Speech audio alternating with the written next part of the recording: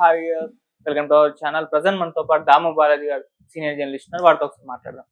నమస్కారం సార్. నమస్తే. సార్, ఫిర్జాది కూడా తేజస్విని ఇష్యూలో ఇప్పుడు ఒక కీలక పరిణామం చోటు చేసుకోబోతుందని వినిపిస్తుంది సార్. అదేంటంటే వాళ్ళ మదర్ ని అరెస్ట్ చేసే అవకాశం ఉందని చెప్తూ ఉన్నారు. ఎందుకంటే ఎన్ని పరిణామాలు ఈ ఇష్యూలో చోటు చేసుకున్నప్పుడు వాళ్ళ మదర్ తెలియకుండా ఇదంతా జరుగుండదే, వాళ్ళ మదర్ ఏదో చేస్తుంటుందని చెప్పేసి చాలా రకాల అనుమానాలు ఎక్స్ప్రెస్ అవుతున్నాయి. సో ఈ నేపథ్యంలోనే ఆమెను అదుపులోకి తీసుకొని విచారించే అవకాశం ఉందన్నారు. మరి చేసే అవకాశం ఉందా సార్ అరెస్ట్? దీనికి సంబంధించి మీరేం చెప్తారు? మేడిపల్లి పోలీస్ స్టేషన్ పరిధిలో పీర్జాదిగూడలో మొన్న ఫ్రైడే జరిగిన ఒక హత్య అనేది తెలీదు. మొత్తానికి ఆ అమ్మాయి మృతి అనేది ఒక మిస్టీరియస్ గానే ఉంది ఇప్పటికి కూడా. ఎందుకంటే ఆ అమ్మాయి తేజస్వి అమ్మాయి పేరు, వాళ్ళ అమ్మ పేరు అరుణ, వాళ్ళ నాన్న పేరు ఈశ్వరరావు.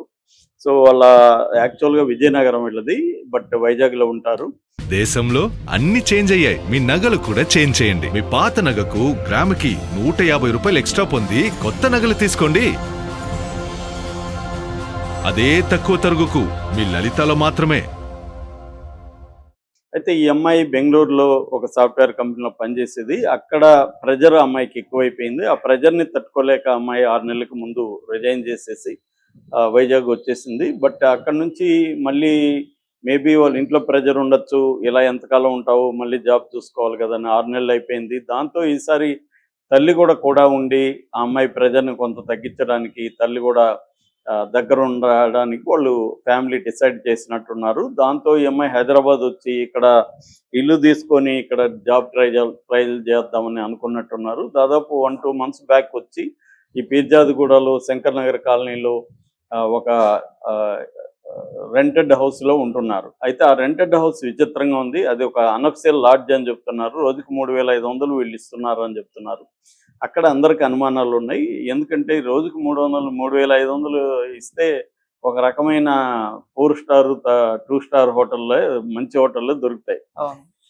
అలాంటిది అక్కడెక్కడో మారుమూల వ్యవహారంలో ఒక బిల్డింగ్లో వీళ్ళు రోజుకు 3500 అంటే నెలకి 1,00,000 రూపాయలు ఎందుకు ఇస్తున్నారు అనేది ఒకటి. ఎందుకంటే మనకి ఇప్పుడు ఇలాంటి 1 మంత్ 2 మంత్స్ ఉంటే జనరల్గా హోమ్ స్టేలు ఎక్కువ ఉంటారు. అట్లాంటి హోమ్ స్టేలు చాలా మంచి డీసెంట్ హోమ్ స్టేలు ఒక 2000+ దొరుకుతాయి. సో మరి వీళ్ళు ఎందుకంటే 1 మంత్ మాట్లాడుకుంటే ఇంకా తక్కువగా దొరుకుతాయి. మరి వీళ్ళెందుకు ఇలా అక్కడెందుకు తీసుకున్నారు? నెంబర్ 1. నెంబర్ 2, ఆల్రెడీ ఆ రోజు ఫ్రైడే వాళ్ళు వెళ్ళి ఇక్కడ మన మియాపూర్కి అటు వెళ్ళి ఇల్లు చూశారు. అట్లాగే రెంటల్ యాప్స్లో కూడా కొద్ది రోజుల నుంచి వాళ్ళు ట్రై చేస్తున్నారు. అంటే పర్మనెంట్గా ఒక ఇల్లు తీసుకొని ఉండాలనేది ప్లాన్ కనబడుతుంది.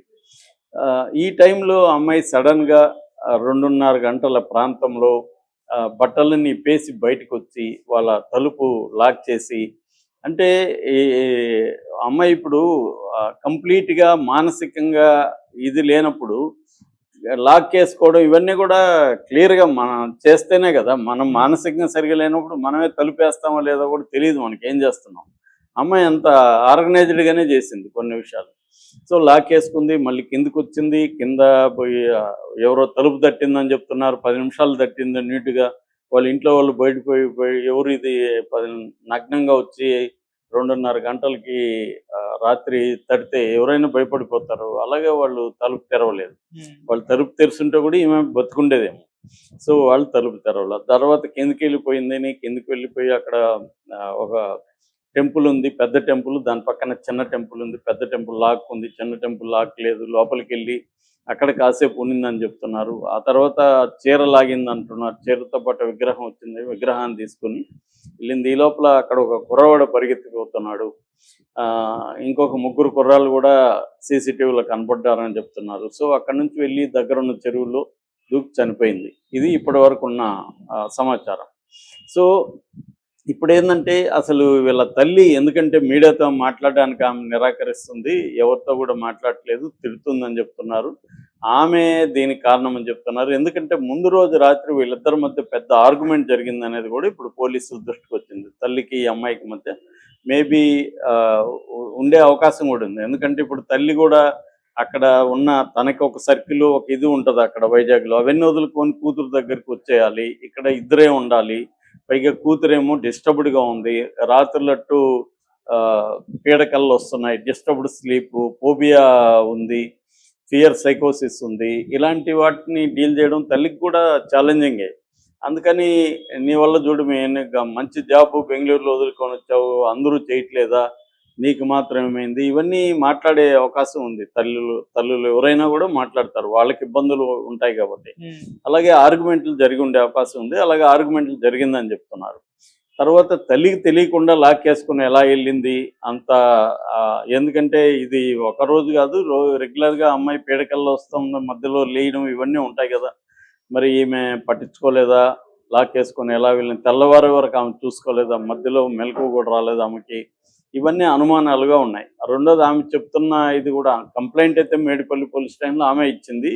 ఆమె మా పాపకి నిద్రలో పీడకలు వస్తున్నాయి ఇవన్నీ కూడా రాసింది దాంట్లో. అయితే ఇప్పుడు ఆమె చెప్పేదానికి కొంత పొంతం లేని ఆన్సర్లు ఇస్తుంది. ఇక్కడ 3500 ఎందుకు ఉన్నారు, పైన లాడ్జీ అని కూడా జనాలకు తెలియకుండా లాడ్జీ నడుపుతున్నారు. సో ఇంకొక 4 కుర్రాళ్ళు ఇన్వాల్వ్ అయ్యారని చెప్తున్నారు. అజయ్ అని ఒక పేరు బయటకు వచ్చింది. అజయ్ నన్ను ప్లీజ్ అజయ్ అని ఈ అమ్మాయి మాట్లాడినట్టు చెప్తున్నారు. ఇలాగా దీంట్లో అనేక గందరగోళాలు అయితే ఇప్పటికి ఉన్నాయి. దీన్నంతా కూడా పోలీసులు అయితే పరిశీలిస్తున్నారు. ఇప్పటి వరకైతే అన్నేచురల్ డెత్ కింద వాళ్ళు రిజిస్టర్ చేశారు. హత్య కేసు అయితే పెట్టలేదు. ఎవరిని ముద్దాయిగా అయితే ఇప్పటి వరకు వాళ్ళు గుర్తించలేదు. ఇది ఆత్మహత్యగానే ఉండొచ్చు, బట్ మిస్టీరియస్గా ఉంది. బట్టలు లేకుండా ఎందుకు వెళ్ళింది అనేది ఎవరికి ఇప్పుడు అర్థం కావట్లేదు. బట్టలు అంటే వాళ్ళ స్పృహలో లేకుండా, మెంటల్ స్టేటస్ సరిగా లేనప్పుడు, మెంటలీ డిజార్డర్ ఉన్నప్పుడు అలా చేస్తారు.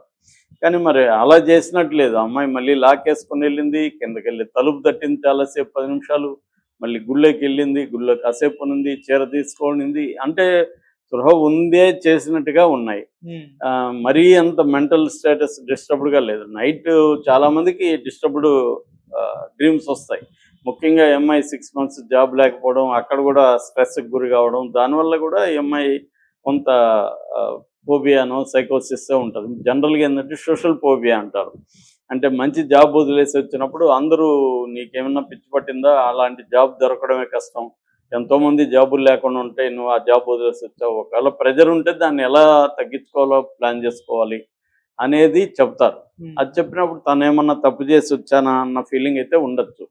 అక్కడ నుంచి ఆ అమ్మాయికి ఒక ఇది ఉండొచ్చు. ఎందుకంటే చాలామంది, నేను మొన్న కూడా డీటెయిల్గా చెప్పాను, ఐటీ సెక్టర్లో పనిచేసే వాళ్ళకి చాలామందికి మెంటల్ ప్రాబ్లమ్స్ ఉంటాయి, మెంటల్ హెల్త్ ఇష్యూస్ ఉంటాయి. ఎందుకంటే వాళ్ళు 8 hours పనిచేయాలి, దాదాపు 90% పర్ వీక్ 70 hours పనిచేస్తున్నారు. ఆ ప్రెజరు విపరీతంగా ఉంటుంది. రెండోది ఏమంటే ఈ మధ్యకాలంలో ఉద్యోగాలను ఎక్కువ తీసేసి ఉన్న వాళ్ళ మీద ఎక్కువ ప్రెజర్ పెడుతున్నారు. వాళ్ళు కొత్త స్కిల్స్ నేర్చుకోవాలి, ఏఐ నేర్చుకోవాలి, ఏఐ అప్లికేషన్స్, ఆటోమేషన్, ఇవన్నీ వాళ్ళ మీద పడుతుంది ఆ ప్రెజర్ అంతా. ఈ ప్రెజర్ని తట్టుకోవాలి. ఒక పక్క ఇంట్లో వాళ్ళ ప్రెజర్ ఉంటుంది. సో ఇవన్నీ తట్టుకొని నిలబడడం అంత ఈజీ కాదు. వాళ్ళకి సపోర్ట్ సిస్టము ఉండాలి. మరి తల్లి ఇప్పుడు ఆమె వల్లనే ఈ అమ్మాయి చనిపోయింది అనే ఒక ఇదైతే వస్తుంది. ఆమెను అదుపులోకి తీసుకుంటున్నారు అని చెప్తున్నారు. అరెస్ట్ అయితే చేయకపోవచ్చు నాకు తెలిసి. ఎందుకంటే నిర్ధారణ అయితే అబెట్మెంట్ ఆఫ్ సూసైడ్ కింద, ఒకవేళ సూసైడే కావచ్చు, ఈ సూసైడ్కి తల్లే కారణం అనుకున్నప్పుడు అబెట్మెంట్ ఆఫ్ సూసైడ్ కింద అరెస్ట్ చేసే అవకాశాలు ఉంటాయి. మరి ఆమెను చేస్తారా లేదనేది పోలీసులు, మేడిపల్లి పోలీసులు అయితే దీన్ని తరోగా అన్ని యాంగిల్స్లో చేస్తున్నారు. ఇంకోటి ఏమంటే ఆ బిల్డింగ్లో 2nd floorలో మాత్రం సీసీటీవీ ఫుటేజ్ దొరకట్లేదు, ఆ కెమెరా పనిచేయలేదు అని చెప్తున్నారు. అక్కడే ఏదన్నా జరిగిందా అని కూడా అందరికి అనుమానాలు ఉన్నాయి. ఎందుకంటే పైనుంచి కూడా ఏమై పట్టలేదు, పడేసింది కిందకి అని చెప్తున్నారు. అంటే సంథింగ్ ఈజ్ ఫిషీ ఈ కేసులో. అది తల్లి మీద అయితే ఇప్పుడు అందరూ వేలు చేసి చూపిస్తున్నారు. మేబీ ఒక్కోసారి మీడియా వాళ్ళు తల్లి ఇంటర్వ్యూలు అడిగితే ఇవ్వలేదు కాబట్టి ఆమెకు నెగిటివ్గా పెడదాం అని కూడా అనుకునే అవకాశాలు ఉన్నాయి. కాబట్టి మనం తెలియకుండా ఒక పోలీసులు ఇన్వెస్టిగేషన్లో క్లారిటీ రాకుండా తల్లి మీద నెపం మోపడం కరెక్ట్ కాదు. ఆమె ఎంతో ఇబ్బందులకి గురై ఉండొచ్చు తల్లిగా. తన కూతురు ఇలాగా ఉన్నప్పుడు ఆమె మీద కూడా స్ట్రెస్ ఉంటుంది. ఎందుకంటే భర్త ఏమో అక్కడ ఉండిపోయాడు, ఇక్కడేమీ వీళ్ళని పట్టించుకోవట్లేదు, వీళ్ళే అన్నీ చూసుకోవాలి. సో ఆ ప్రెజర్ ఆమె ఖచ్చితంగా ఉండొచ్చు, గొడవలు జరిగి ఉండొచ్చు. అంత మాత్రాన ఆమె అబిట్మెంట్ ఆఫ్ సూసైడ్ అనేది చేసిందని మనం చెప్పడం కరెక్ట్ కాదు. Okay sir, thank you.